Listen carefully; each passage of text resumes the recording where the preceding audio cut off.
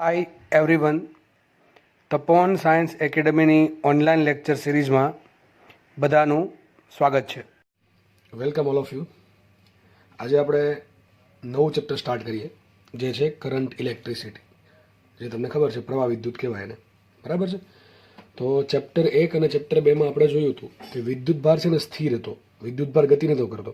વિદ્યુત ભારની જ્યારે સ્થિર હોય ત્યારે કઈ કઈ અસર ઉત્પન્ન થાય, ખાસ કરીને વિદ્યુત ક્ષેત્ર છે, વિદ્યુત ક્ષેત્ર રેખાઓ છે, ફ્લક્સ છે, આપણે ફ્લક્સ જોયું બરાબર, ગાઉસિયન પ્રુસ ને બધું. ત્યારબાદ આપણે વિદ્યુત સ્થિતિમાન એ પણ જોયેલું છે, અને વિદ્યુત સ્થિતિમાન અને વિદ્યુત ક્ષેત્ર ને શું સંબંધ છે એ આપણે ચર્ચા કરી બરાબર. તો આ બધી જે અસરો હતી એમાં વિદ્યુત ભાર કોઈ એક જગ્યાએ ફિક્સ હતો, એટલે કે આપણે એવું ધારી લીધું હતું કે વિદ્યુત ભાર સ્થિર હોય તો આ પ્રમાણે બધી અસરો ઉત્પન્ન કરે બરાબર. વિદ્યુત ક્ષેત્ર ઉત્પન્ન કરશે, વિદ્યુત ક્ષેત્રના કારણે વિદ્યુત સ્થિતિમાન ઉત્પન્ન થાય, વિદ્યુત સ્થિતિમાનના કારણે વિદ્યુત સ્થિતિ ઉર્જા મળે આપણને. આ બધી ચર્ચા આપણે ડિટેલમાં કરેલી છે, ઇન ડિટેલ ઘણું ડેપ્થમાં આપણે જોયેલું છે. હવે ચેપ્ટર 3થી આપણે વિદ્યુત ભારને સ્થિર નહીં રાખીએ, આપણે વિદ્યુત ભારને ગતિ આપશું. વિદ્યુત ભારને ગતિ આપશું તો જોશું કે વિદ્યુત ભારની ગતિ એટલે કે વિદ્યુત ભારને દોડાવવાથી હવે કઈ અસર ઉત્પન્ન થાય છે. પછી આપણે આમાં એમ પણ જોશું કે વિદ્યુત ભાર સ્થિર હતો ત્યારે જે અસરો ઉત્પન્ન થઈ હતી, જેમ કે વિદ્યુત ક્ષેત્ર, અને વિદ્યુત ભાર ગતિ કરે છે ત્યારે જે અસર ઉત્પન્ન થઈ, જેમ કે વિદ્યુત પ્રવાહ બરાબર છે, અથવા ચુંબકીય ક્ષેત્ર. આ બધા વચ્ચે સંબંધ શું છે આપણે એ પણ પ્રયત્ન કરીશું. તો ચેપ્ટર નંબર 3 અને ચેપ્ટર નંબર 4 એ મોસ્ટલી વાત કરે છે વિદ્યુત ભાર છે એ ગતિ કરતો હોય ત્યારે. એમાં ચેપ્ટર 4 જે છે એ પ્રવેગિત વિદ્યુત ભારની વાત કરે બરાબર છે. વિદ્યુત ભાર ગતિ કરે જરૂરી છે, પણ જોડે જોડે પ્રવેગિત ગતિ કરે એ પણ આપણે ઘણું બધું ડિટેલમાં જોશું. સાયક્લોટ્રોન છે, પછી લોરેન્સ બળ છે, આ બધી ચર્ચા આપણે કરશું. તો ચેપ્ટર 3 અને ચેપ્ટર 4માં વિદ્યુત ભાર ગતિ કરતો હશે ઇન શોર્ટ બરાબર છે. ચેપ્ટર 3માં અને ચેપ્ટર 4માં વિદ્યુત ભાર ગતિ કરતો હશે. ચેપ્ટર 1 અને ચેપ્ટર 2માં વિદ્યુત ભાર સ્થિર હતો બરાબર. તો ચલો સ્ટાર્ટ કરીએ. તો નામ જ છે કરંટ ઇલેક્ટ્રિસિટી, પ્રવાહ વિદ્યુત. આમ તો આ જે ચેપ્ટર છે એ વધતા ઓછા પ્રમાણમાં ધોરણ 10માં પણ આઈ થિંક થોડુંક આવે છે, અત્યારે ખબર નહીં પણ લગભગ આવતું જ હશે બરાબર છે. તો તમને આછો પાતો ખ્યાલ તો છે જ, પ્રવાહ શું છે, વોલ્ટેજ શું છે, અવરોધ શું છે, અને આમે તમે બોર્ડમાં ભણેલા છો એટલે તમને ડિટેલમાં ખબર જ હશે આ બધી વસ્તુ વિશે બરાબર. અને આ ચેપ્ટર વધતું ઓછું તમને આવડતું જ હશે, અને આ ચેપ્ટર આવડવું જરૂરી છે. તમે કોઈ પણ એક્ઝામની પ્રિપેર કરતા હો, તમે પછી ગુજરાત બોર્ડના 50 MCQની વાત કરો, ગુજકેટના 40 MCQની વાત કરો, નીટના 45 MCQની વાત કરો કે જીની વાત કરો, કોઈ પણ એક્ઝામની પ્રિપરેશન કરતા હો તમે, આ ચેપ્ટરમાંથી મેક્સિમમ ક્વેશ્ચન્સ પૂછાય છે, મેક્સિમમ ક્વેશ્ચન પૂછાય છે.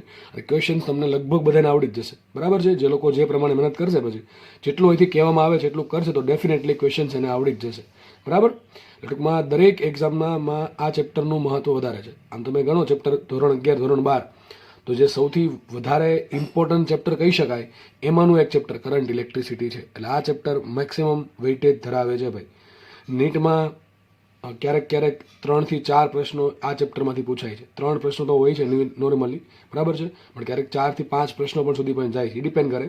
પણ નોર્મલી તમે 3 થી 4 પ્રશ્નો તો એક્સપેક્ટ કરી શકો બરાબર છે નીટમાં. એટલે વિચારો સીધું તમારા માટે 12 થી 16 માર્કનું ચેપ્ટર છે, એટલે બહુ મોટું વેઇટેજ કહેવાય, બહુ મોટું વેઇટેજ કહેવાય બરાબર છે. એ તમને જ્યારે એની ખબર પડે માર્ક્સ કેટલા વેલ્યુએબલ છે, એક એક ક્વેશ્ચન કેટલો વેલ્યુએબલ છે, ત્યારે જ સમજાય કે 3 થી 4 ક્વેશ્ચનની વેલ્યુ શું છે, અથવા 12 થી 16 માર્કની વેલ્યુ શું છે. એમાંથી આ ચેપ્ટરમાંથી મોસ્ટલી દાખલા પૂછાય ક્યારેક તો પોટેન્શિયોમીટર આધારિત હોય, પછી વિસ્ટર્ન બ્રિજ આધારિત હોય છે, મીટર બ્રિજ આધારિત હોય છે, અથવા ઓહમના નિયમ આધારિત હોય છે, અથવા જે પેલો અવરોધનો કલર કોડ છે બરાબર છે, તમને બધાને ખબર છે બીબી રોય વાળો, તો એમાંથી દાખલા પૂછાવાના ચાન્સીસ વધારે છે. ટૂંકમાં એ બધું પૂછાય છે આપણે બરાબર. તો ચલો આપણે સ્ટાર્ટ કરીએ આજથી લેક્ચર. ફર્સ્ટ લેક્ચરમાં આપણે જોશું, આજે બેઝિક માહિતી મેળવશું એકદમ બરાબર છે, તમને પ્રાઇમરી લેવલ પર કામ લાગશે આગળ વધવા માટે, એ આપણે આજે મેળવશું બરાબર. અને ધીમે ધીમે એ માહિતી જે છે અથવા એમાંથી જે આપણે દાખલા કેવા પૂછાઈ શકે એની પણ આપણે વિગતે આજે ચર્ચા કરીશું બરાબર. ચલો સ્ટાર્ટ કરીએ. તો આમ તો તમને બધાને ખબર જ છે કે વિદ્યુત પ્રવાહ કોને કહેવાય, આથી લખવા જરૂર પણ નથી. શું કહેવાય કે વાહકના કોઈ આડછેદમાંથી લંબરૂપે એકમ સમયમાં પસાર થતો ચોખ્ખો, બસ આ શબ્દ જરૂરી છે, ચોખ્ખો વિદ્યુત ભારનો જથ્થો બરાબર. નેટ કેટલો ચાર્જ પસાર થાય છે. હવે પહેલાં તો ખબર પડી જોઈએ આડછેદ કોને કહેવાય. આડછેદ ખબર છે ને બધાને. મને પેન લઈ લઈએ તો પેનને હું આ પ્રમાણે લંબરૂપે કાપી નાખું. જો કે એવું જરૂર નથી કે લંબરૂપે જ કાપવું, પણ મોસ્ટલી આપણે આડછેદની વાત આવે અને કોઈ ચોખવટ ના હોય તો લંબરૂપે કાપી નાખીએ તો કંઈક આપણને આવું દેખાશે, ગોળાકાર ભાગ બરાબર, એકદમ ગોળાકાર ભાગ દેખાશે. તો આ પેનનો આડછેદ થઈ ગયો. માનો ને અહીં આપણે સાય પૂરીએ છીએ બરાબર છે, અને જે સાય પૂરીએ તો જે માનો કે જે સાય આગળ વધે છે એ પ્રવાહ છે, માનો શું માની લો, પ્રવાહ માની લો, એના જેવું જ છે. તો કોઈ વાહકના શબ્દ જરૂર છે વાહક, આપણે આ ચેપ્ટરમાં વાત કરશું માત્ર વાહકની. બરાબર છે. કોની વાત કરશું? વાહકની. આપણે ચેપ્ટર 14 સેમી કંડક્ટર, બરાબર, એમાં આપણે અર્ધવાહકની વાત કરી હતી, ઘણી બધી ડિટેલમાં ચર્ચા કરી હતી. ઘણું બધું ચેપ્ટર તમે લગભગ આઈ થિંક 15 થી 16 કલાક એ આખું ચેપ્ટર ભણાવ્યું છે, બરાબર. 15 થી 16 લેક્ચરમાં 15 થી 16 કલાકના લેક્ચર હતા, એટલે ઘણું ડિટેલમાં આપણે ગયા છીએ. ટ્રાન્ઝિસ્ટર છે, જેનર ડાયોડ છે, બરાબર છે, સિમ્પલ પીએન જંક્શન ડાયોડ છે, એની લાક્ષણિકતાઓ છે, સોલર સેલ છે, એ બધું આપણે ચર્ચા કરેલી છે. અને છેલ્લે આપણે લોજિક ગેટ પણ જોયેલા છે. તો બધું તમારે રિવિઝન કરવાનું છે અને વ્યવસ્થિત યાદ રાખવાનું છે બધાને. આ ચેપ્ટરમાં આપણે વાત કરશું વાહકની. વાહક, અવાહક ને અર્ધવાહક ત્રણેયમાં મેઇન ડિફરન્સ હોય ને તો એક જ વસ્તુ છે કે જેમાં ડિફરન્સ પામે છે, ડિફરન્સ પૂરો પાડે છે. એ ડિફરન્સ કોણ પૂરો પાડે છે? મુક્ત ઇલેક્ટ્રોનની સંખ્યા. કોણ પાડે છે? મુક્ત ઇલેક્ટ્રોનની સંખ્યા. વાહક પદાર્થો એટલા માટે વાહક છે વિદ્યુતના, બરાબર છે, કે એમાં ભરીને મુક્ત ઇલેક્ટ્રોન છે. મુક્ત ઇલેક્ટ્રોન છે એટલે શું થશે? મુક્ત ઇલેક્ટ્રોન ગતિ કરશે, ગતિ કરે એટલે વિદ્યુત પ્રવાહ ઉત્પન્ન થાય, બરાબર કે નહીં?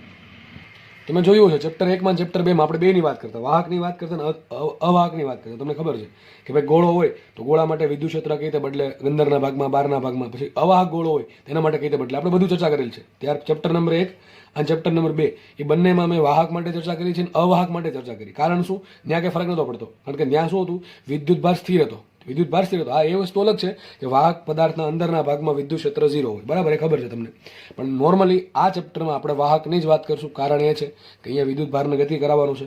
વિદ્યુત ભારને ગતિ કરવા માટે વિદ્યુત ભાર તો હોવો જોઈએ મુક્ત. વિચારો, આપણી પાસે ધારો કે 100 ઇલેક્ટ્રોન છે, પણ 100 ઇલેક્ટ્રોનથી ગતિ કેટલી કરી શકે એવા મહત્વના છે. સમજ પડે છે? 100 ઇલેક્ટ્રોન છે, માનો કે 2 જ ઇલેક્ટ્રોન ગતિ કરી શકે છે, તો મતલબ કે આપણે ગતિ બહુ ઓછી કરાવી શકશું, બરાબર. આપણે પાસે જે શું કહેવાય, જે આપણી પાસે નંબર ઓફ અવેલેબલ ઇલેક્ટ્રોન છે ગતિ કરવા માટે એ બહુ ઓછા છે, એટલા માટે પ્રવાહ ઓછો ઉત્પન્ન થશે. આ જસ્ટ એક સમજણ આપું છું તમને, જસ્ટ સમજાવવા માટે, બરાબર. એની જગ્યાએ માનો કે 100 ઇલેક્ટ્રોન છે, એમાંથી 50 ઇલેક્ટ્રોન એવા છે, જસ્ટ ખાલી સમજાવવા માટે કહું છું, કે જે ગતિ કરી શકે છે, તો ઘણો બધો પ્રવાહ ઉત્પન્ન થાય. તો આવું ક્યાં વધારે હોય? મુક્ત ઇલેક્ટ્રોન જ્યાં વધારે હશે ત્યાં એ પદાર્થો વિદ્યુતના સારા વાહકો હોય, બરાબર છે. જ્યાં કોઈ કેરિયર નહીં હોય, કેરિયર એટલે કે વિદ્યુત ભારનું વહન કરવા માટે જે કણ જવાબદાર છે, અથવા વિદ્યુત પ્રવાહનું જે વહન કરવા માટે જે કણ જવાબદાર છે એને કહેવાય સિમ્પલ કેરિયર, બરાબર. જો કેરિયર હશે ત્યાં વિદ્યુત પ્રવાહ વધારે હશે, અથવા પદાર્થ વાહક કહેવાય. જેમ કે આપણે ખબર છે કે સેમી કંડક્ટર્સમાં ઇલેક્ટ્રોન્સ અને હોલ્સ, બરાબર, એ બંને શું કરે? કેરી કરે. કોને કેરી કરે? વિદ્યુત પ્રવાહનું વહન માટે જવાબદાર છે. તમને ખબર હોવી જોઈએ બધી, બરાબર છે. અને આ ચેપ્ટરમાં જે આપણે વાત કરશું વાહક પદાર્થની, એ તમને ખબર છે કે વાહક પદાર્થમાં વિદ્યુત પ્રવાહના વહન માટે જવાબદાર કોણ છે? મુક્ત ઇલેક્ટ્રોન. ખાલી ઇલેક્ટ્રોન ના કહી શકો, કારણ કે ઇલેક્ટ્રોન તો બંધનમાં હોય, એ કોઈ કામના છે નહીં. પણ જે મુક્ત ઇલેક્ટ્રોન જે છે એ વિદ્યુત પ્રવાહના વહન માટે જવાબદાર છે. તો સિમ્પલ આપણે એવું જ લખશું. આપણે અહીંયા બહુ ડિટેલમાં ચર્ચા નહીં કરીએ, જસ્ટ આપણે ખાલી વિદ્યુત ભાર લખશું, બરાબર છે. તમને બધી જગ્યાએ વિદ્યુત ભાર જ જોવા મળશે. તો ચલો વાંચીએ વ્યાખ્યા વાંચો. વાહક, પેલા ખબર પડી કે વાહક કેમ લખ્યું છે અહીંયા? વાહક એટલા માટે લખ્યું છે કે આપણે જે ચર્ચા કરવી છે આ ચેપ્ટરમાં, કે પ્રવાહ કોનામાં વધુ ઉત્પન્ન થઈ શકે? તો વાહકમાં ઉત્પન્ન થઈ શકે. તો આપણે એની ચર્ચા કરશું. આપણે મોસ્ટલી આપણે ધાત્વિક પદાર્થો વધારે વિદ્યુતના વાહકો હોય, જે ધાત્વિક પદાર્થો હોય એ વિદ્યુતના સારા વાહકો હોય છે. તો વાહકના કોઈ આડછેદમાંથી લંબરૂપે કેટલો પ્રવાહ પસાર થાય છે? એકમ સમયમાં પસાર થતો ચોખ્ખો વિદ્યુત ભારના જથ્થાને કહેવાય વિદ્યુત પ્રવાહ. ચોખ્ખો એટલા માટે લખ્યું, માનો કે કોઈ આડછેદ છે, એમાંથી 30 કુલમ વિદ્યુત ભાર આમ ગયો ને 20 કુલમ વિદ્યુત ભાર આમ ગયો, તો નેટ કેટલો? 10 કુલમ આ બાજુ. સમજ પડે કે? એટલે લખ્યું છે ચોખ્ખો. ચોખ્ખો એટલે માનો કે કોઈ જગ્યા છે, એમાંથી ચોખ્ખું, માનો કે 50 વ્યક્તિ આમ ગયા અને 30 વ્યક્તિ આ બાજુ ગયા, તો કેટલા વ્યક્તિ પસાર થયા કહેવાય? એમ તો આપણે 80 કહી શકીએ, પણ નેટ કેવું હોય ચોખ્ખું, તો કેટલા થઈ શકે? કે ભાઈ આ બાજુ 50 ગયા હતા, આ બાજુ 30 ગયા હતા. ચલો મતલબ એમ માની લઈએ કે આ બાજુ 50 ગયા હતા, એની પાછા 30 આ બાજુ આવી ગયા, તો નેટ પસાર કેટલા થાય? 20 લોકો. એના જેવું છે ચોખ્ખો. એટલે શું થાય કે વાહકમાંથી અલગ અલગ ડાયરેક્શન છે, તો અલગ ડાયરેક્શનમાંથી કોઈ એક પર્ટિક્યુલર ડાયરેક્શનમાં ચોખ્ખો કેટલો વિદ્યુત ભાર પસાર થાય છે એને કહેવાય વિદ્યુત પ્રવાહ. સૂત્ર આપણને ખબર છે, I બરાબર આવશે Q/T. Q વિદ્યુત ભાર છે, Q શું છે? ચોખ્ખો વિદ્યુત ભાર, છેદમાં T સમય છે. આ સૂત્ર ક્યારે વપરાય? તમને ખબર હોય કે જ્યારે વિદ્યુત ભાર અચળ હોય ત્યારે. અચળ નો જ શું કરવું પડે? ધારો કે વિદ્યુત ભાર જે છે એવું કે જરૂરી છે નહીં કે 1 સેકન્ડમાં 5 જ પસાર થવા જોઈએ. એવું બને 1 સેકન્ડમાં 5 પસાર થયા, બીજી સેકન્ડમાં 10 પસાર થયા, ત્રીજી સેકન્ડમાં 20 પસાર થયા, આવું થતું હોય, તો મતલબ કે વિદ્યુત ભાર જે છે એનું જે પસાર થવાનો દર જે છે એ અચળ નથી. તો આ કેસમાં વિદ્યુત પ્રવાહ અચળ નહીં હોય. સૂત્ર કયું વાપરવાનું? I બરાબર dq/dt. આ બધું બેઝિક ચાલે છે, બધું બેઝિક છે, બરાબર છે. સૂત્ર શું આવશે? I બરાબર dq/dt. દાખલા કયા પૂછો? ચલો આપણે એમાં ચર્ચા કરી લઈએ. પહેલી વાત તો કામથી દાખલો પૂછવાનો ચાન્સ બહુ ઓછા છે. આ ગુજરાત બોર્ડમાં પૂછી શકે, વિદ્યુત ભાર આપી દે, સમય આપી દે, પ્રવાહ શોધો, પૂછે. હવે પૂછે, આવું પણ પૂછી શકે ગુજરાત બોર્ડમાં. પણ જીમાં, નીટમાં કે આઈ થિંક ગુજકેટમાં આપણે એવો તો કોઈ ચાન્સ છે નહીં તમને સિમ્પલ આવો દાખલો પૂછે. તો દાખલા કઈ રીતે પૂછે? જો હવે આ ચેપ્ટર છે ને, એ તમારે એ રીતે તૈયાર કરવાનું છે કે બધાય કામ લાગી જાય. જોકે બધા ચેપ્ટર તમે હું એવું માનું છું કે એ પ્રમાણે તૈયાર કરતા હશો કે તમે ગમે એ એક્ઝામની તૈયારી કરતા હો, મારી બુક તમને અથવા જે મારા લેક્ચર છે બધા એમાં કામ લાગે. બરાબર છે? તો આ પણ એમ જ તૈયાર કરવાનું છે કે બધાયમાં કામ લાગશે. બરાબર? તો ફટાફટ આપણે આગળ વધીએ. તો ચલો, માનો કે વિદ્યુત ભાર જે છે એ સરખા દરથી પસાર થતો નથી, તો સૂત્ર શું આવે? કંઈ નહીં, I બરાબર dq બાય dt. તમને ખબર છે I બરાબર dq બાય dt. બરાબર? તો આ dq બાય dt એટલે શું થાય? q નું t સાપેક્ષે વિકલન. તો શું આવશે? q ડોટ પણ કહી શકાય આને. q નું t સાપેક્ષે વિકલન મતલબ કે તમને શું આપ્યું છે ખબર છે? q છે ને q નું સમીકરણ આપ્યું છે સમય સ્વરૂપે.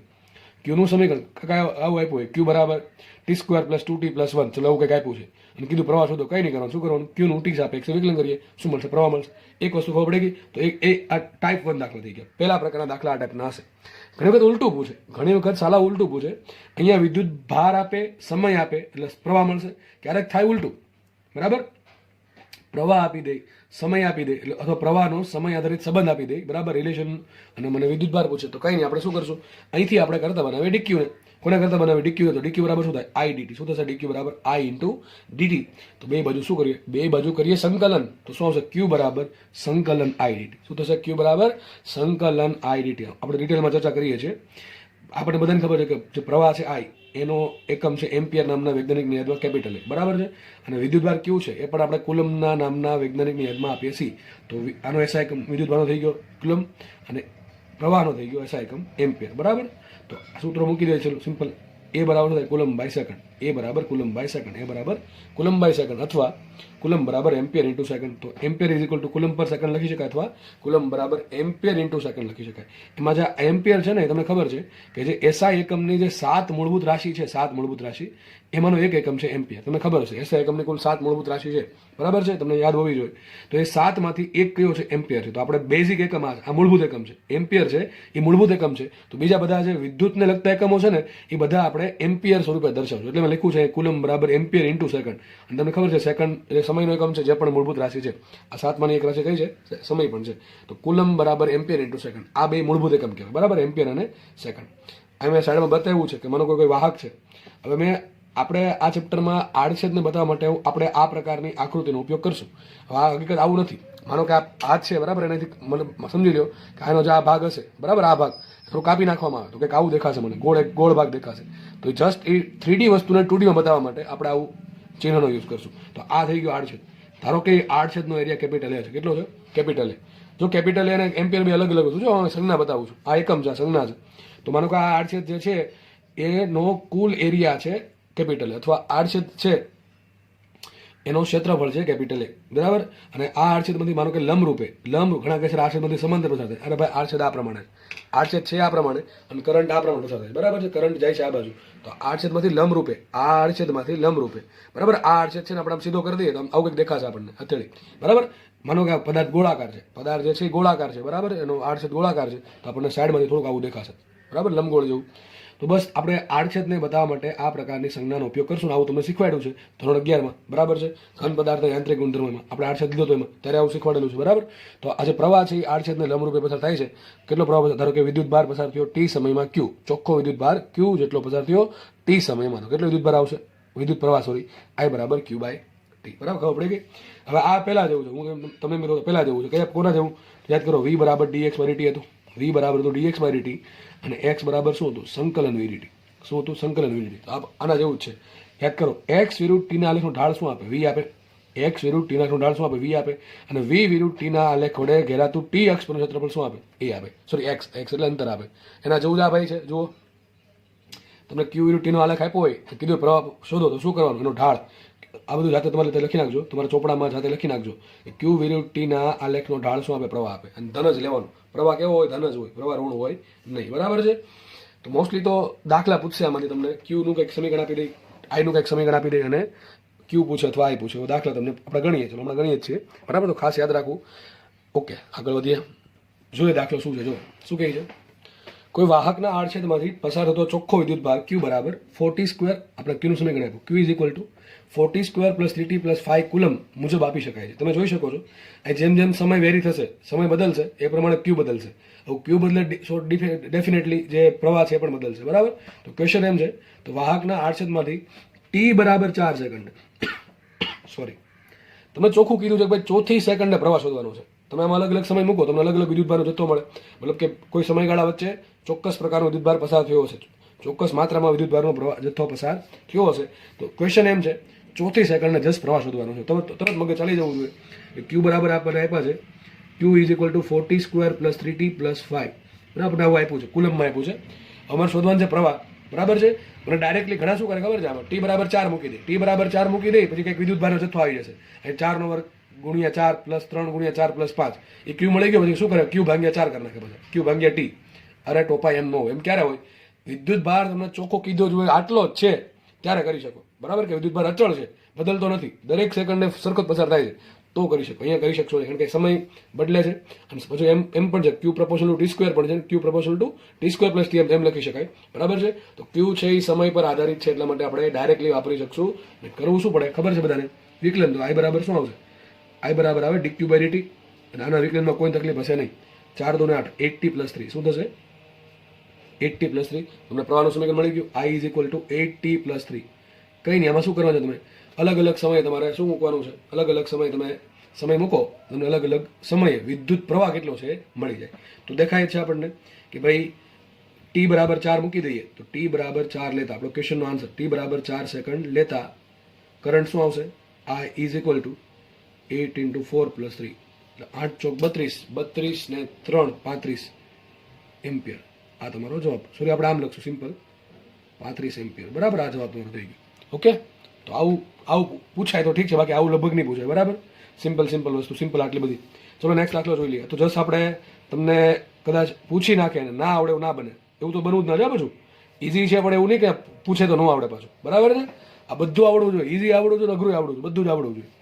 આગળ વધીએ આપણે. શું કહી દીધું, વાહકમાંથી વહેતો પ્રવાહ કરંટ I બરાબર, હું લખી દઉં છું અહીંયા, I = 60² + 4t + 2 એમ્પિયર મુજબ બદલે છે. પ્રારંભિક વિદ્યુત ભાર, જો આ પ્રવાહની વાત છે, આ પ્રવાહની વાત છે. કેટલો પ્રવાહ છે, 60² + 4t + 2. ટૂંકમાં જે પ્રવાહ છે અચળ નથી, પ્રવાહ કંઈક આ સમીકરણ મુજબ બદલે છે, બરાબર છે. ક્વેશ્ચન એમ છે કે પ્રારંભિક વિદ્યુતભાર, ટૂંકમાં ઓલરેડી 20 કુલમનો વિદ્યુતભાર તો હતો જ. તો ક્વેશ્ચન એમ છે, તો t બરાબર 3 સેકન્ડથી t બરાબર 5 સેકન્ડના સમયગાળા દરમિયાન આડછેદમાંથી વહેતો વિદ્યુત ભાર શોધો. જો ઊંધું કીધું, દાખલો ઊંધો કીધો છે. આમાં શું હતું, વિદ્યુત પ્રવાહમાંથી પ્રવાહ શોધો, વિદ્યુત ભારમાંથી પ્રવાહ શોધો. અહીંયા વિદ્યુત પ્રવાહમાંથી આપણે વિદ્યુત ભાર શોધવાનો છે. કંઈ નહીં, આપણને કોણ હેલ્પ કરશે, આપણને હેલ્પ કરશે સમીકરણ. ચલો કયું સમીકરણ આપો વિચારો. તો મને પ્રવાહ આપ્યો છે અને મારે વિદ્યુત ભાર શોધવાનો છે. કંઈ યાદ ન હોય આ તો યાદ રહી, i બરાબર dq/dt. તો dq બરાબર આવશે i dt, અને dq માંથી d કાઢવા માટે શું કરીએ, સંકલન કરીએ તો શું આવશે, q = integration of i dt. શું થશે, q = integration of i dt. Simple. પહેલા આપણે નીચેનું બધું નથી વાંચતા, સિમ્પલ આપણે વિચારી લઈએ કે દાખલો નીચે પૂછડ્યું છે, ભાઈ આ બધું પૂછડ્યું છે. એમાં ડેટા ગમે આપી છે કે 20 નું 30 કરી નાખે, 3 નું 2 કરી નાખે, એ કે આપણે લેવા દેવા છે. આપણે મેન વસ્તુ આ છે, બરાબર છે, કે આ સોલ્વ કેમ કરવું છે. તો q બરાબર સંકલન i dt. તો મૂકીએ q બરાબર સંકલન i ની કિંમત મૂકો, શું આવશે, 60² + 4t + t અને dt. બધાને સંકલન ફાવે છે, બરાબર. આવું ફાવવું જ જોશે. હું ડાયરેક્ટ કરી દઉં છું, પણ હવે તો આ લેવલ પર તમે આવીને એમ કહો કે સંકલન નથી આવડતું સિમ્પલ, તો ભાઈ બહુ અઘરું પડે. મેથ્સવાળા ભૂલથી આવું કહે તો એને મેથ્સમાં પાસ થવાના ફાફા પડે, બરાબર. ચલો, તો 60² નું સંકલન થશે t³/3, 3 દૂન છે એટલે શું આવશે, 2t³ સોરી, પ્લસ 4t છે એટલે 4 એમ રાખો, અને શું થાય t²/2. તો 4t²/2 શું થાય, 2t² પ્લસ અહીંયા આવશે 2t, બરાબર. સિમ્પલ થઈ ગયું. t³ અરે ખબર ન પડે હજી કરી દો ભાઈ, t³/3 આવશે કે નહીં આવે, 3 દૂને 6, બરાબર. 4t છે તો t²/2 આવશે, 4 દૂન 2 દૂ 4 એટલે 2 ઉપર 2 વધશે, અને 2 થશે પ્લસ 2t, બરાબર. નું 2 નું થાય 2t. આટલું થઈ ગયું. હજી આમાં કંઈક ઘટે છે મારા મતે. મેથ્સ વાળાને ખબર આવે +c આવે, તમને ખબર છે મેથ્સ વાળા એ +c આવે. સંકલન કરો એટલે કંઈક કોન્સ્ટન્ટ એડ કરવો પડે, બરાબર. કારણ કે આ પદનું વિકલન કરો તો તમને આ તો મળી જાય છે, પણ એ +c એક અચળાંક હોય તો અચળાંકનું વિકલન 0 જ થવાનું, એટલે દેખાતું નથી આપણને, એટલે દેખાતું નથી, એટલે +c એડ કરવો પડે. પણ રકમમાં તો તમને શું કીધું, જો રકમમાં તમને એમ કીધું, ચલો આટલો પ્રવાહ હોય એ આપણે થઈ ગયું, આપણે આ સમીકરણ મળી ગયું, ચલો આટલું સમીકરણ મળી ગયું. રકમમાં બીજી લાઈન તરત એમ જ કહી છે કે પ્રારંભિક વિદ્યુતભાર 20 કુલમ છે. મતલબ શું કહે, એ શરૂઆતમાં જ્યારે આપણે ગતિ ઓબ્ઝર્વ કરવાનું સ્ટાર્ટ કર્યું વિદ્યુતભારની, એ ત્યારથી જ 20 કુલમ વિદ્યુતભાર તો હતો જ. તો એક કામ કરો, ચલો સમય t = 0 મૂકો, આમાં t = 0 મૂકો, આમાં તમે ટી બરાબર 0 મૂકશો તો શું થશે? 2 ગુણ્યા 0 નો ઘન પ્લસ 2 ગુણ્યા 0 નો વર્ગ પ્લસ 2 ગુણ્યા 0, આખાનો આન્સર 0 આવશે. મતલબ તો એમ થયો કે આ સમીકરણ પ્રમાણે આપણે આ વાત સાચી પડતી નથી. કઈ વાત? કે પ્રારંભિક વિદ્યુત ભાર 20 કુલમ છે. સમજ પડે હું શું બોલું છું? તમને રકમમાં એમ કીધું છે કે પ્રારંભિક વિદ્યુત ભાર 20 કુલમ છે, પણ આપણે જે વિદ્યુત ભારનું સમીકરણ લાવ્યા છીએ એમાં હું ટી પ્રારંભિક એટલે ટી બરાબર 0 સમય, તમે ટી બરાબર 0 સમય મૂકું છું તો મને વિદ્યુત ભાર 0 મળે છે. ટૂંકમાં મારું સમીકરણ કંઈક ખોટું છે, અને ખોટાને સાચું કરવા માટે મારે પ્લસ 20 કરવા પડે. શું કરવા પડે? પ્લસ 20. હવે એક કામ કરો, તમે ટી બરાબર 0 મૂકી દો. ચલો, આમાં તમે ટી બરાબર 0 મૂકશો તો કેટલું વધશે? 20 તો વધશે જ તે. આ પછી ટી બરાબર 1 મૂકો તો કેટલું મળશે? તો એ ટી બરાબર 1 મૂકી દેવાનું પ્લસ 20, આ તો રહેશું વધતું જ જશે. બરાબર છે? આ પદ આખું વધતું જશે ને 20 અચલ એટલે પ્લસ ધીમે ધીમે ટી બરાબર 2 મૂકો, ટી બરાબર 3 મૂકો, ટી બરાબર 4 મૂકો, એમ તમને અલગ અલગ સમયે અલગ અલગ વિદ્યુત ભારનો જથ્થો મળશે. ક્વેશ્ચન વાંચે ખબર પડી ગઈ? આટલી વસ્તુ ખબર પડી ગઈ? આવું કંઈ ના આપે તો શું કરવાનું? બસ આ તમારો જવાબ છે. તો તમારો જવાબ આવી ગયો. હવે ક્વેશ્ચન વાંચે. ક્વેશ્ચન શું કહે છે?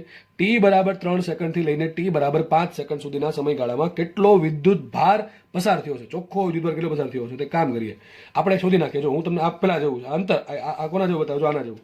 વી બરાબર ડી એક્સ બાય ડીટી હોય તો એક્સ બરાબર શું થાય? વી ઇન્ટુ ડીટી સંકલન હોય. બરાબર કે નહીં? તો એના જેવું છે. આ એક્સ બતાવે, અંતર બતાવે. બરાબર છે?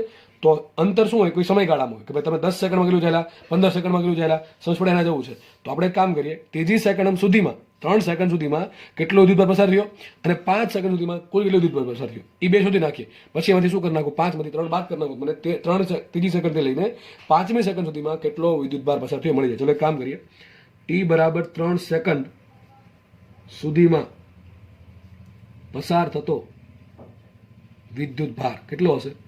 તો કાંઈ નહીં, Q3 મૂકી દઈએ. Q(3) મતલબ કે ત્રીજી સેકન્ડ સુધીમાં, 3 સેકન્ડ સુધીમાં છે. કારણ કે આ શરૂઆતથી જો શરૂઆતમાં 20 હતો, પછી જેવી 1 સેકન્ડ પૂરી થઈ એટલે આમાં 1 મૂકો એટલો વિદ્યુત ભાર પસાર થયો કુલ એટલો 1 સેકન્ડ સુધીમાં. પછી 2 મૂકો તો 2 સેકન્ડમાં કુલ કેટલો પસાર થયો, 3 મૂકો તો 3 સેકન્ડમાં કુલ પસાર થયો. આ પ્રમાણે આપણે ગણતરી કરવાની. તો એક કામ કરીએ, મૂકીએ 2 ગુણ્યા 3 નો ઘન પ્લસ 2 ગુણ્યા 3 નો વર્ગ પ્લસ 2 ઇન્ટુ 3 પ્લસ 20. આવું થશે કે નહીં? આનો કંઈક આન્સર આવશે. ચલો વિચારીએ આપણે. 3 નો વર્ગ, સોરી 3 નો ઘન છે. 3 નો ઘન 27, 27 દુ 54, અને પછી અહીંયા 3 નો વર્ગ 9, બરાબર ને? અને 9 દુ ને 18, ને અહીંયા આવશે 3 દુ 6 એટલે કેટલા થશે? 6 પ્લસ 20. તો અહીંયા આવશે કેટલા? આઈ થિંક લગભગ 54 હતા ને? પ્લસ એમાં શું કરીએ આપણે? 3 નો વર્ગ 9 દુ 18 એટલે 54 પ્લસ 18 થાય 72. 72 ને 6 થશે 78, અને 78 પ્લસ 20 થાય 98 કુલમ. તો મતલબ એમ થયો કે 3 સેકન્ડ સુધીમાં 98 કુલમ વિદ્યુત ભાર પસાર થઈ ગયો. ચલો એક કામ કરીએ, ટી બરાબર 5 સેકન્ડ મૂકો તો ટી બરાબર 5 સેકન્ડ સુધીમાં પસાર થતો વિદ્યુત ભાર, ચોખ્ખો વિદ્યુત ભાર શું આવશે? Q(5). આ આઈ થિંક તમે જાતે પણ કરી શકો. 2 ગુણ્યા 5 નો ઘન પ્લસ 2 ગુણ્યા 5 નો વર્ગ પ્લસ 2 ગુણ્યા 5 પ્લસ 20. 20 તો જો ઓલરેડી છે જ, બરાબર? 0 સમય હશે તો 5 નો ઘન 125, 125 ગુણ્યા 2 થાય 250, બરાબર? 250 પ્લસ 5 નો વર્ગ 25 દુ 50 એટલે 300, 300 ને પાછા બીજા 10 એટલે 310, અને 310 ને પાછા 20 એટલે 330, 330 કુલમ. ફરીથી ગણી લઈએ. 5 નો ઘન 125, 25 25 25 એટલે 125, 125 ગુણ્યા 2 થાય 250, 250 ને પાછા 50 એટલે 300, 300 ને બીજા 10, 310 ને 330. તો તમારો જવાબ શું આવશે? ડેલ્ટા Q બરાબર શું આવશે? કે 3 સેકન્ડથી લઈને 5 સેકન્ડ સુધીમાં. તો શું આવશે? 5 સેકન્ડમાં કુલ કેટલો પસાર થયો? -3 સેકન્ડમાં કુલ પસાર થયો. એ બે બાદ બાકી કરો તો શું મળે? ત્રીજી સેકન્ડ પૂરી થઈને 5મી સેકન્ડ સુધીમાં કેટલો વિદ્યુત ભાર પસાર થયો? તો બેની બાદ બાકી 330 -98. નો આવડે શું કરી દો? 100 બાદ કરી દો. શું થાય? 230 માં 2 નાખી દો, 232, 232 કુલમ. આટલો વિદ્યુત ભાર પસાર થયો છે. ક્યાંથી લઈને? ત્રીજી સેકન્ડથી લઈને 5મી સેકન્ડ સુધીમાં. એમ તમને કે કુલ 3 સેકન્ડમાં કેટલો હતો? 98 કુલમ. કુલ 5 સેકન્ડમાં કેટલો? 330 કુલમ પસાર થયો છે. પણ ત્રીજીથી 5મીમાં કેટલો થયો છે? બેની બાદ બાકી 330 -98. આ પહેલા જેવું છે. 5 સેકન્ડમાં કુલ કેટલું અંતર કાપે? 3 સેકન્ડમાં કુલ કેટલું અંતર કાપે? અને 3 સેકન્ડથી લઈને 5મી સેકન્ડ સુધીમાં કેટલું અંતર કાપે? સેમ આપણે આવું કરતા, સેમ ટુ સેમ દાખલો. અચ્છા, આઈ છે ને તમને વી દેખાતું હોય, ક્યુ દેખાય છે ને એક્સ દેખાતું હોય, બીજો કઈ ફરક પડે? અથવા ડી દેખાતું, બીજો કઈ ફરક પડે નહીં, બરાબર? તો દાખલા ઈઝી છે. આગળ વધીએ આપણે. ચલો નેક્સ્ટ ટોપિક ભણીએ આપણે. બહુ ઇઝી ટોપિક છે અને એકદમ હળવો ટોપિક છે એમ તો ગણો તો, બરાબર છે? જેનું નામ છે વિદ્યુત પ્રવાહ ઘનતા. સિમ્પલ.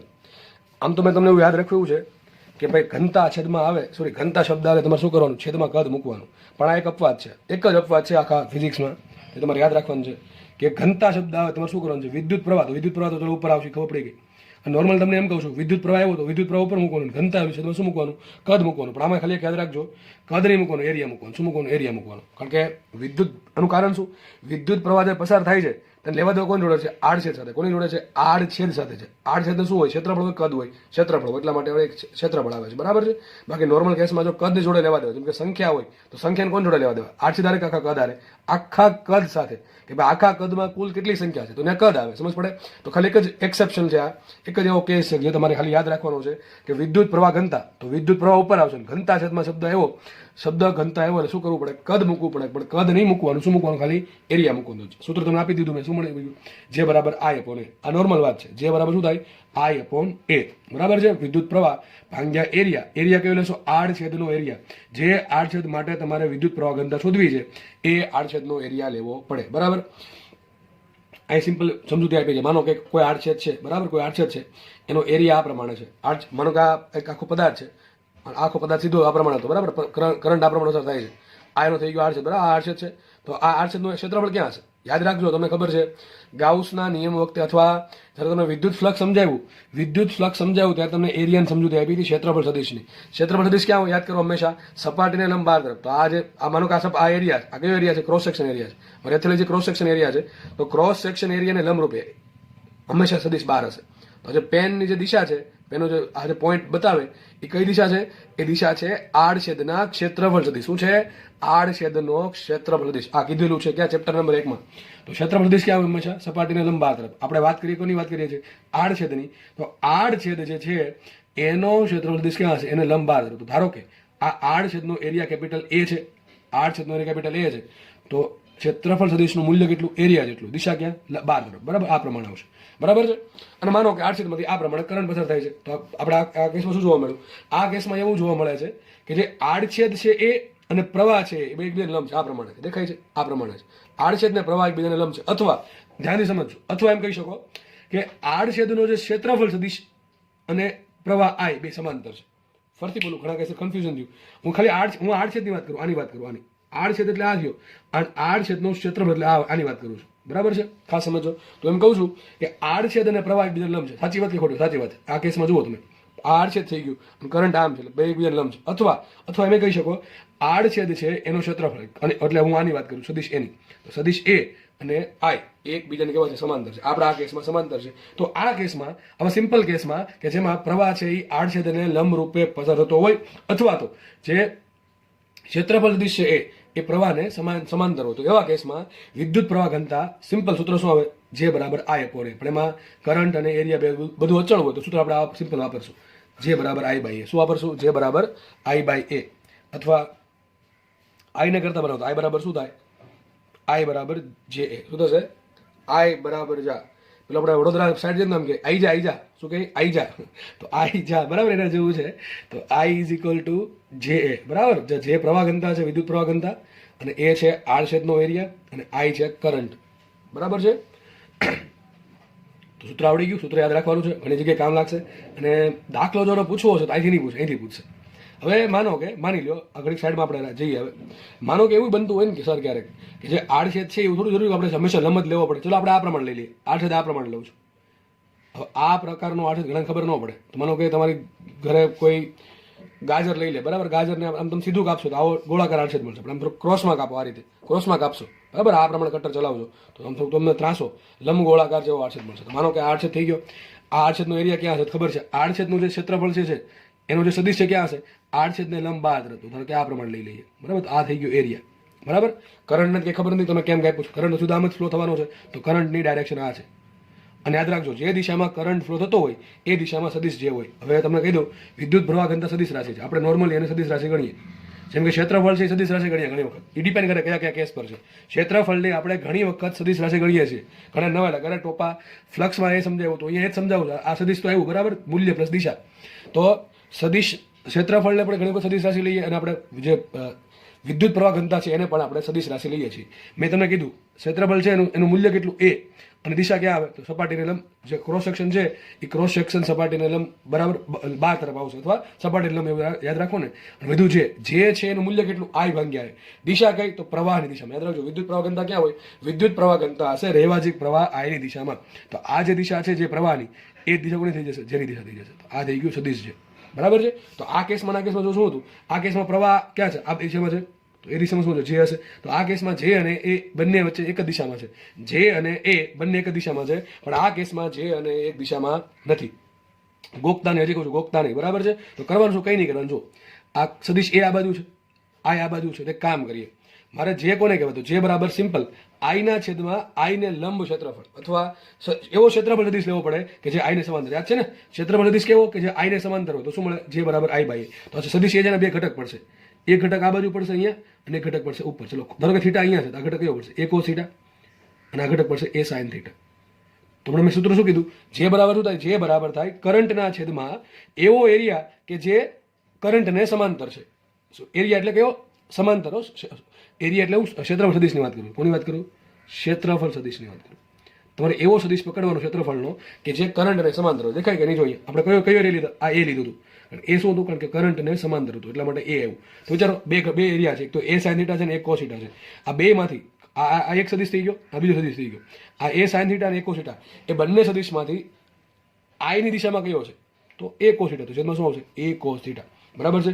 આજે સાબિતી આપું છું, બરાબર છે? છેલ્લે જે રિઝલ્ટ આવે તમારે યાદ રાખવાનું છે આનું. તો જે બરાબર શું આવશે? જે બરાબર આઈ અપોન એ કોસ થીટા. એક કામ કરીએ આપણે, આઈને કરતા બરાબર આઈ બરાબર શું થાય? આઈ બરાબર થાય જે એ કોસ થીટા. શું થાય?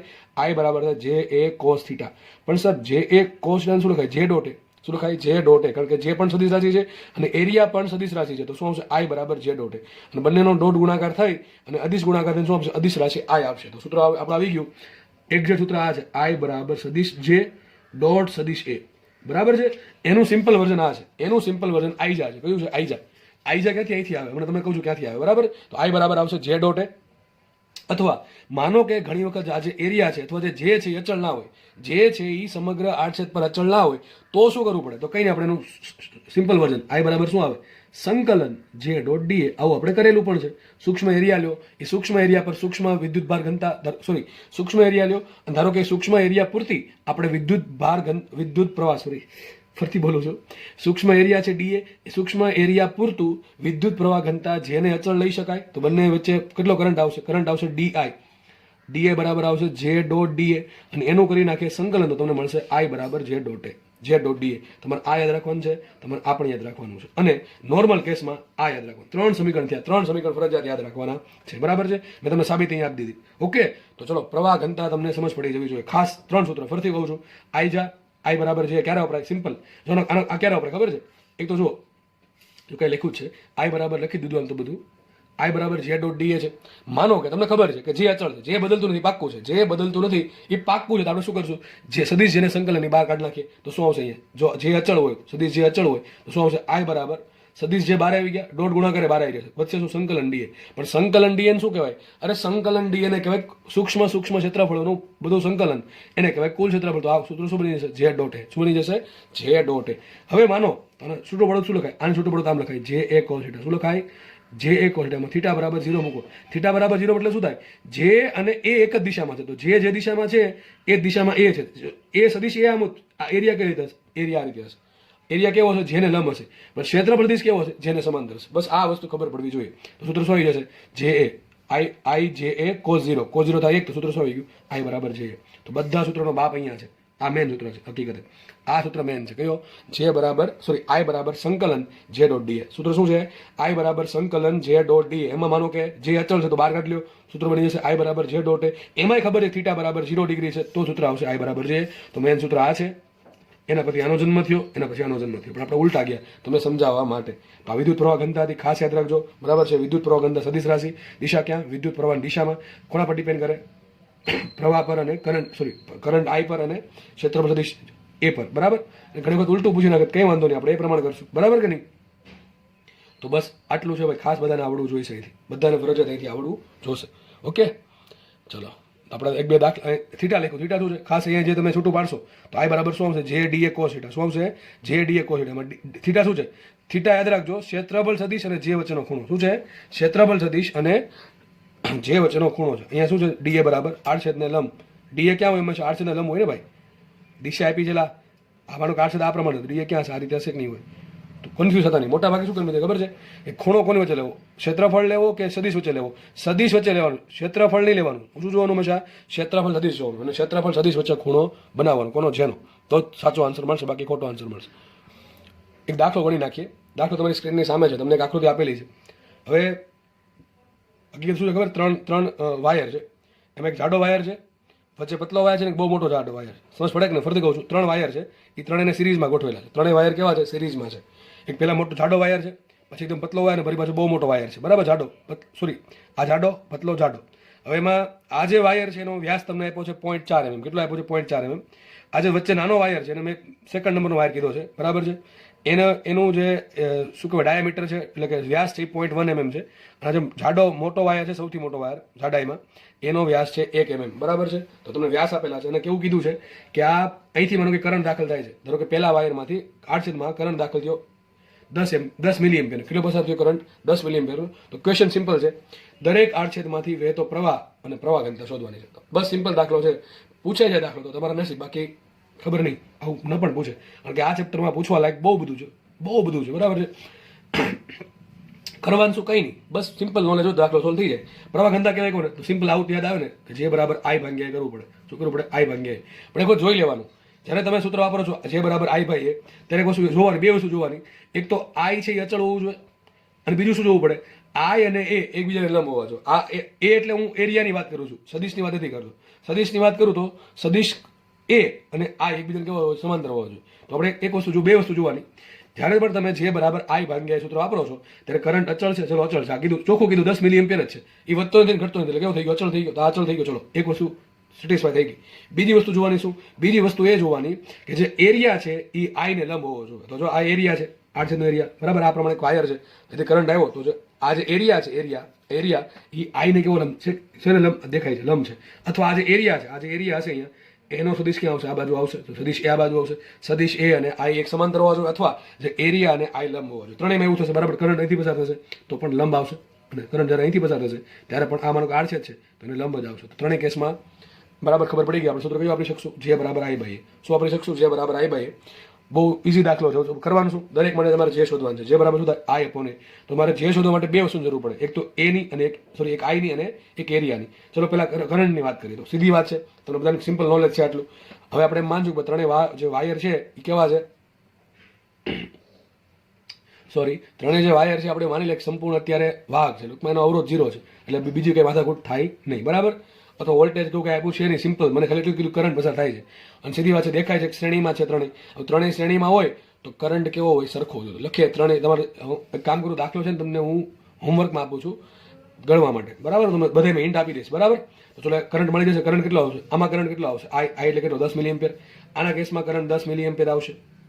આના કેસમાં પણ કરંટ 10 મિલી એમ્પિયર આવશે, અને આ કેસમાં પણ કરંટ 10 મિલી એમ્પિયર આવશે. કારણ શું? કરંટ અહીંથી પસાર થાય, કરંટ અહીંથી બહાર આવશે. ભાઈ યાદ રાખજો, કોઈ પણ વાહક છે ને કોઈ વિદ્યુત ભારનો સંગ્રહ ન કરે, વિદ્યુત ભારનું સંરક્ષણ થાય.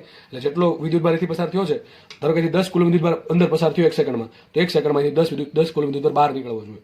કોઈ દિવસ વિદ્યુત ભાર એક્યુમ્યુલેટ ન થાય. એક્યુમ્યુલેટ એટલે કે ભેગો ન થાય, બરાબર છે? જેટલો અંદર આવશે એટલો બહાર આવી જશે, બરાબર? એકદમ ઈમાનદારી વાળો ધંધો છે આ બધો. કેવો ધંધો છે? ઈમાનદારી વાળો ધંધો. જેટલો લઉં છું એટલું બહાર આપું છું, બરાબર છે? તો 10 મિલી એમ્પિયરનો કરંટ પસાર થયો, અહીંથી પણ 10 મિલી એમ્પિયરનો કરંટ પસાર થયો. એક વસ્તુ ખબર પડી ગઈ. વાત કરી એરિયા. ચલો એરિયા શું મૂકશો? એરિયા સિમ્પલ વાત છે. કઈ વસ્તુ છે બધી? વ્યાસ આપણે ગોળાકાર વસ્તુ છે. ગોળાકાર આડ છે. કેવો આડ છે? ગોળાકાર. આમ સમજો ને, આમ આવું આડ છે. સાઈડમાંથી જુઓ એટલે આવું દેખાય. અને મોટું સર્કલ, એકદમ નાનું સર્કલ, આ સૌથી મોટું સર્કલ, આવું એક દેખાય આપણને, બરાબર? તો આનો એરિયા શું થાય? તો મને વ્યાસ આપ્યો, સૂત્ર શું આવે? એરિયા બરાબર આડછેદનો એરિયા શું હોય વર્તુળ માટે? Pi R square. શું હોય? Pi R square. પણ તમને જ્યારે ત્રિજ્યા જગ્યાએ વ્યાસ આપે ને તો તમારે આવું વિચારવાનું, આર બરાબર શું થાય? D/2. ત્રિજ્યા બરાબર થાય વ્યાસ ભાગ્યા 2, તેનો સ્ક્વેર કરો શું થાય? આર સ્ક્વેર બરાબર થાય D²/4. તમને સૂત્ર મેં આવું પણ આપેલું છે, પાય D²/4. તમને આ ખબર હોવી જોઈએ. સૂત્ર શું આવે? A બરાબર પાય D²/4. આવું પણ સૂત્ર વાપરી શકાય. ચલો હું પહેલા કેસમાં ફટાફટ શોધી નાખીએ આપણે. તો આ જે કેસ છે, બરાબર? આ પ્રમાણે વાયર જે છે, આ પ્રમાણે વાયર, એના માટે ડી તમને આપ્યું 0.4 mm. કેટલું આપ્યું છે? 0.4 mm. હું તમને આના માટે છે ને જે શોધીને બતાવું છું, બાકી બધા તમે જાતે મેળવી લેજો. કરંટ આપ્યો 10 મિલી એમ્પિયર. ચલો મુખ્ય કિંમત તો J1 કહી દઈએ આને. આના માટે પ્રવાહ ઘનતાને J1 કહી દો. J1 બરાબર શું આવશે? J1 બરાબર I/A. ચલો મુખ્ય I એમને રાખો. એરિયા શું આવશે? π/4 d². તો બસ તમારે આવું કરવાનું છે. 4π/πd શું આવશે? 4π/πd². આના કેસમાં કેટલું આવશે? 4π/πd. એમાં d અલગ મૂકવાનું. આના કેસમાં કેટલું? 4π/πd². તો બધામાં જો આ ત્રણેયમાં આ પદ હરખું થઈ ગયું. કયું? 4I/π. કયું? 4I/π. સોરી, શું પદ આવશે? 4I/π. ભાંગે શું કરવાનું? ડિસ્કર કરવાનું છે તમારે. એક આદત સોલ્વ કરી દે તમને. જો તો એક કામ કરીએ, મૂકી દે કિંમત માટે. J1 બરાબર શું આવશે? 4 mm રાખો. કરંટ આપ્યો 10 મિલી એમ્પિયર, તો 10 એમનેમ રાખો. મિલીને કહેવાય 10⁻³ થઈ ગયું એમ્પિયરમાં, છેદમાં એમનેમ રાખીએ, પાઈ એમનેમ રાખીએ. અને ડી શું છે? ડી છે 0.4 mm. શું છે અહીંયા? 0.4 mm. ને ફેરવી નાખીએ મીટરમાં, તો આવશે 10⁻³ એનો કરી દેવાનો સ્ક્વેર, ને બધું મળી જશે મીટર સ્ક્વેરમાં. તો આટલો તમે જાતે સોલ્વ કરશો એટલે તમારો શું આન્સર આવશે? J1 બરાબર સમથિંગ એમ્પિયર પર મીટર સ્ક્વેર. મળી ગયું કે ન મળી ગયું? તો આવો દાખલો ઈઝી છે, જાતે કરજો. બાકીના 2 દાખલા છે એ પણ તમારે જાતે સોલ્વ કરવાના છે, બરાબર છે. એમાં ભાઈ કંઈ છે નહીં, આ જે ડી છે બદલવાનો છે. આઈડી મૂકવાનું છે 0.1 mm, આ 0.4 છે. આઈડી મૂકવાનો 0 ને મૂકવાનો 1 mm. બસ આટલું સિમ્પલ છે. સાદું આપો એટલે તમારો આન્સર આવી જશે. તો આવા દાખલા પૂછાય તો અમારા રોકડા માર્ક્સ આવવા જોઈએ. ચલો હવે જે ભણાવ્યું છે એના આધારિત બીજા 2 દાખલા સોલ્વ કરીએ આપણે. એક આકૃતિ દેખાય છે તમને, બરાબર છે.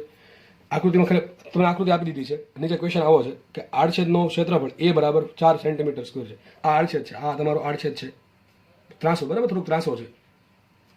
એના માટે A કેટલા છે? A બરાબર 4 સેન્ટીમીટર સ્ક્વેર છે. તો જે શોધવાનું છે, ઘણા મનમાં સૂત્ર આવે J બરાબર I ભાગ્યા A. ચલો મેં તમને 2 વસ્તુ કીધી, હમણાં 2 વસ્તુ કહી રહ્યો છું કે ડાયરેક્ટ સૂત્ર આ ક્યારે વાપરવાનું. તમે સૂત્ર J બરાબર I અપોન A ડાયરેક્ટલી ક્યારે વાપરી શકો? એક તો પાકું કે તમને I અચળ હોવું જોઈએ, ખબર હોવી જોઈએ. તો ચલો I તો અચળ છે, દેખાય છે, I બરાબર 2 એમ્પિયર છે, એ અચળ છે. બીજું કે I અને A એકબીજાને લંબ હોવા જોઈએ. કેવા હોવા જોઈએ? લંબ હોવા જોઈએ. અથવા જે સદિશ A છે, સદિશ A અને I એકબીજાને સમાંતર હોવા જોઈએ, બરાબર કે નહીં? તો તમારે એવું વિચારવું પડે. તો આમાં તમે શું કરશો? વિચારો, શું કરશો આમાં? ઘણા કહે છે J બરાબર I upon A cos θ. Theta શું લેશો? થીટા શું લેશો એ તમારે જોવાનું છે, તમારે જાતે વિચારવાનું છે, બરાબર કે નહીં? તારે ભાઈ કંઈ નહીં કરવાનું, કંઈ કરવાનું નહીં. હમણાં તમને સૂત્ર આવ્યું, યાદ હોય તો આપ્યું હતું, I બરાબર J A cos θ. યાદ છે? J dot A. કંઈ નોટ આટલું આવડે કે ન આવડે? આમાં સૂત્રમાં પડવું નથી. ચલો આપણે આ સૂત્રમાં નથી પડવું. માનો કે આ તમને કન્ફ્યુઝિંગ લાગે તો જવા દો, કંઈ વાંધો નહીં, જવા દો એને.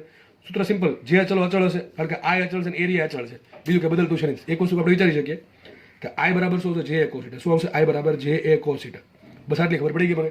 I બરાબર શું આવશે? J A cos θ. ચલો J ક્યાં હોય? હવે મારે દાખલો કરો, જો મને I આપ્યું છે, મને એરિયા આપ્યું છે, મારે જે શોધવું છે ક્યારે મળે?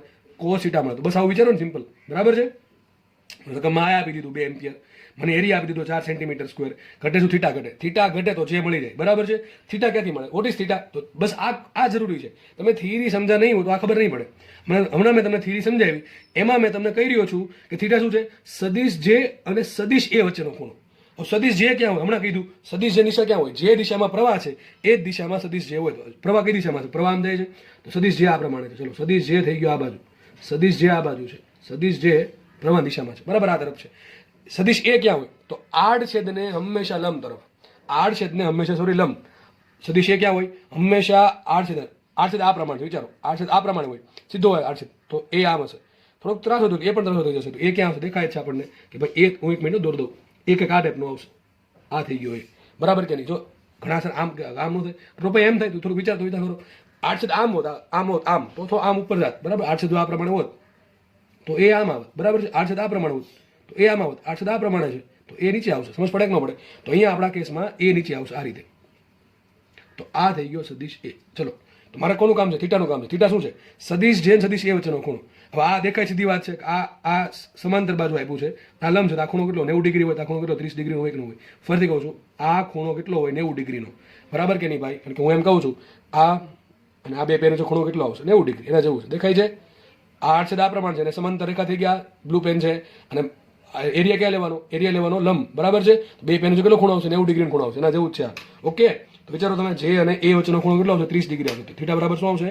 થીટા બરાબર 30 ડિગ્રી આવે. મોટા ભાગના વિદ્યાર્થીઓ આમાં થીટા બરાબર 60 ડિગ્રી મૂકે, રોકડા 5 માર્ક ગયા, સીધા 5 માર્ક જશે.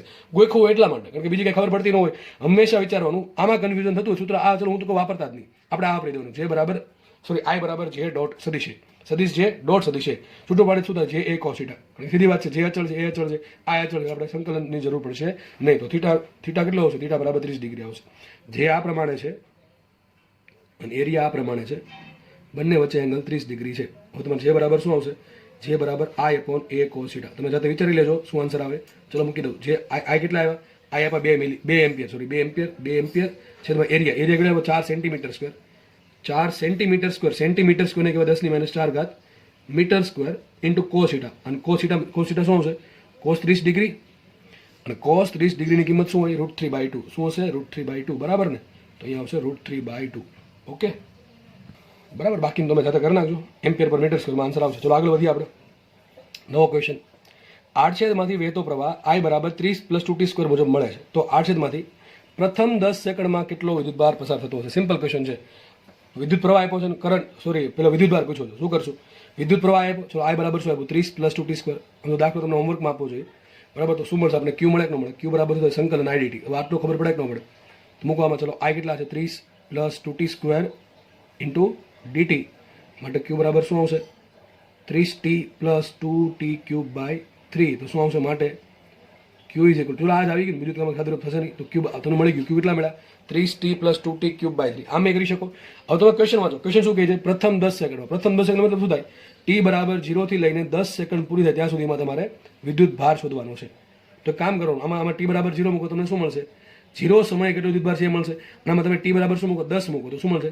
10 સેકન્ડ સુધીમાં કેટલો વિદ્યુત ભાર પસાર થયો એ મળશે. બે નહીં કરો બાદ બાકી તો શું મળશે? શરૂઆતથી લઈને 10 સેકન્ડમાં કેટલો વિદ્યુત ભાર મળે એ મળે. સમજ પડે કે આપણે? ફરીથી કહું છું, હમણાં આપણે કીધું હતું ને 30 સેકન્ડથી 5 સેકન્ડ, એને જેવું જ છે. તો આપણે Q મળી ગયું. આમાં તમે અલગ અલગ સમય મૂકો તો એ સમય સુધીમાં આ શું બતાવે? t સમય સુધીમાં કેટલો વિદ્યુતભાર પસાર થઈ ગયો છે. t5 મૂકો તો 5 સેકન્ડ સુધીમાં કેટલો પસાર થયો એમ ખબર પડી જાય. તો આમાં તમે પ્રથમ 10 સેકન્ડ મતલબ શું થાય? શરૂઆતથી લઈને 10 સેકન્ડ. તો t બરાબર 0 મૂકવાનું, ત્યારે આપણને વિદ્યુતભાર કેટલો મળે? એ જો ધારો કે Q0 મળે, t બરાબર 10 મૂકો ત્યાં સુધીમાં કેટલો વિદ્યુતભાર મળ્યો આપણને કુલમમાં મળશે. આ તો 0 જ આવવાનું દેખીતી વાત છે, બરાબર છે. અને Q બરાબર 10 મૂકો તો એમાં કંઈક તમને મળશે. બે નહીં કરો બાદ બાકી તો શું મળે? 10 સેકન્ડમાં કેટલો વિદ્યુતભાર પસાર થયો મળે. અને આમ ન કરો, શું લિમિટ મૂકી દેવાની 0 થી 10. તો એ દાખલો સોલ્વ થાય. મેથ્સ વાળા ખબર હશે. જેને લોકોને ન ફાવે આ પ્રમાણે, જેને આ રીત ફાવતી હોય બરાબર છે, ચાલશે. પણ હજી આનાથી શોર્ટકટ કરવી હોય, જો કે બે હરખું જ છે. લિમિટ મૂકો એટલે બાદ બાકી થવાની છે. એ પછી બાદ બાકી કરો, લિમિટ મૂકીને બાદ બાકી કરો, બધું સરખું છે. મેથ્સમાં જે છે, જેને સમજ પડતી હશે અને ખબર પડતી હશે હું શું બોલું છું, તો ઘણા બાયોલોજી વાળા હશે જેને ખબર પડતી હું શું બોલું છું. તમે લિમિટ મૂકશો, બરાબર છે. લિમિટ કોની મૂકવાની? જેની આગળ જેની સાપેક્ષે સંકલન થાય છે એની. તો કોની સાપેક્ષે સંકલન થાય છે? સમયની. તો સમયની લિમિટ આવશે 0 થી 10. હવે તમે આ સંકલન કર્યું, બરાબર છે. પછી લિમિટ છોડો 0 થી 10. તો પેલા શું મૂકશો? Upper limit minus lower limit. એ તો થયો અહીંયા, એ જ થયું છે. પેલા લોઅર લિમિટ વાળું પદ આવ્યું, અપર લિમિટ વાળું પદ આવ્યું, બેન બાદ બાકી કરો તો વસ્તુ એક જ થઈ. તો બાદ બાકી તમે અહીંયા કરો, નીચે કરો, બધું કઈ ફરક પડશે નહીં, બરાબર છે. તો આઈ થિંક આ દાખલો બધાને ક્લિયર હોવા જોઈએ. એક કામ કરીએ, આજે આપણે અહીંયા એટલું રાખીએ. નેક્સ્ટ લેક્ચરમાં આપણે આ ટોપિકને આગળ વધારશું. ધન્યવાદ. જય હિન્દ.